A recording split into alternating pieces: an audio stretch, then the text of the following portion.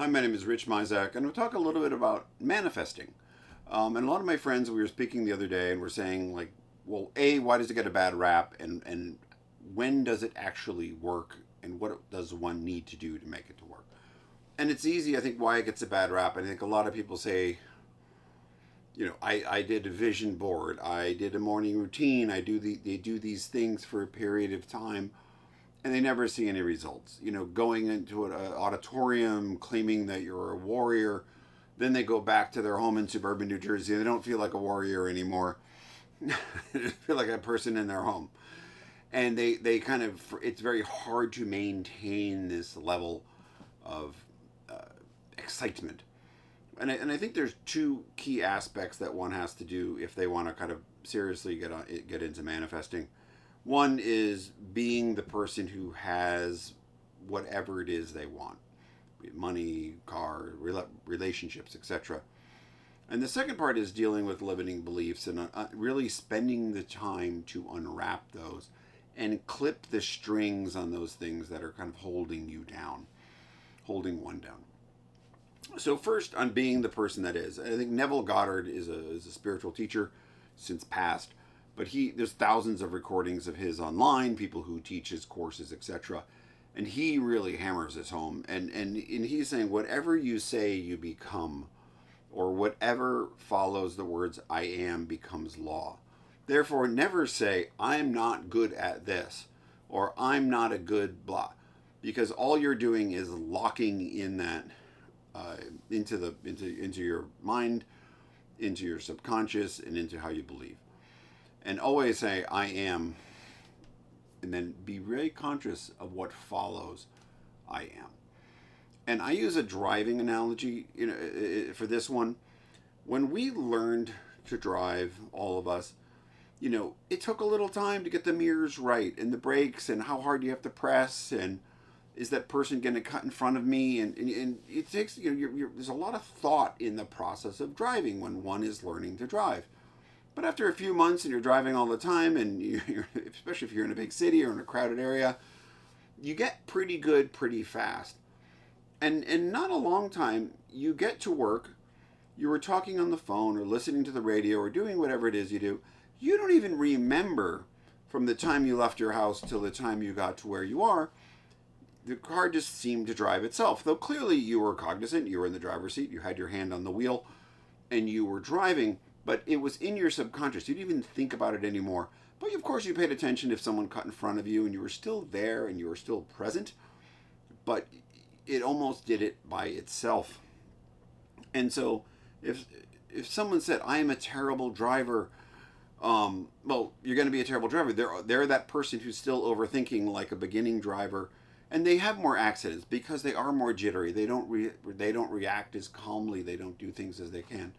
And like the person who's an excellent driver. I mean, you're driving something a couple thousand pounds down the road with tremendous centrifugal forces among hundreds of other vehicles that are also whizzing down the road at tremendous speeds, without a thought.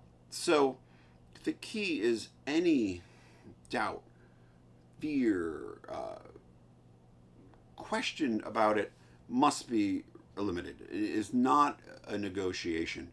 Just like that person, you're saying, I'm not going to go around saying I'm a terrible driver. I'm also not going to go around saying I'm not a millionaire, or I don't have a Ferrari, or whatever it is that your goal. One has to really be that person and accept that it's probably a bit like driving.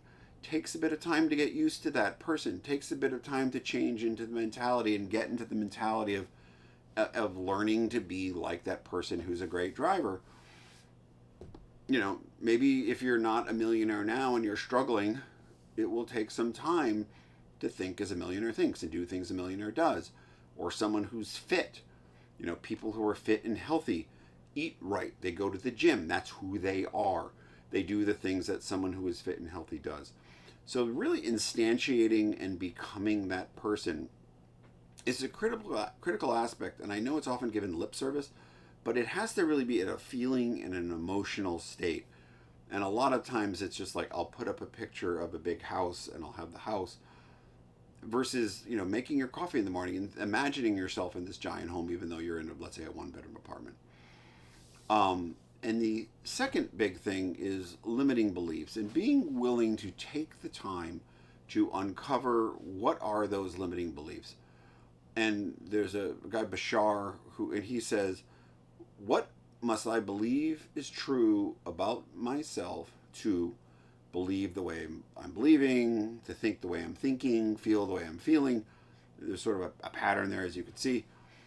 Because if someone says, I'm not good enough, well, why do you feel you're not good enough? And there's a series of questions where emotion, belief. So if say someone says, I'm not good enough, you would then say, well, why do you feel you're not good enough? And what is the underlying belief? It's like, well, my parents were never satisfied in anything I did. Okay, well, what was the emotion? Like level 2 here. Well, it made me feel like a failure. Okay. And then what was the belief? That, well, I could never please my parents. So the second level of belief. And then what's the emotion behind that? Maybe that they felt unloved. Now, as they start to dig down through these layers, they will typically realize that their parents loved them and they were doing the best they could. They just didn't always show it, and they were very demanding on their children or whatever. And you realize it's not true. You are good enough. You are able to do it. Your parents did love you. They loved you as best they could in their ability to show you. But now you're an adult and you're still carrying around this notion. And once it doesn't make sense anymore, it goes away. You can eliminate it. But it takes a lot of time and emotional fortitude or intestinal fortitude to dig down through those layers and really look at those issues. And if people aren't willing to do the work to kind of dig down a little bit and not beat yourself up, but just to say, is this really true? Does it make sense anymore? And deal with them, they're not going to make the progress forward. And it's going to be very hard for them to do the step 1 of being the person that's supposed to be that if they fundamentally believe they can't do it. Because once you start to look at those beliefs, they typically don't make sense. So that's all I'm going to say on manifesting. It's a fun topic. It's very interesting. It's, I think, one of these things that we love to uncover and we love to figure out and work with. So if you have any questions, go to my website, richmizak.com, and feel free to book a session with me. Thanks so much.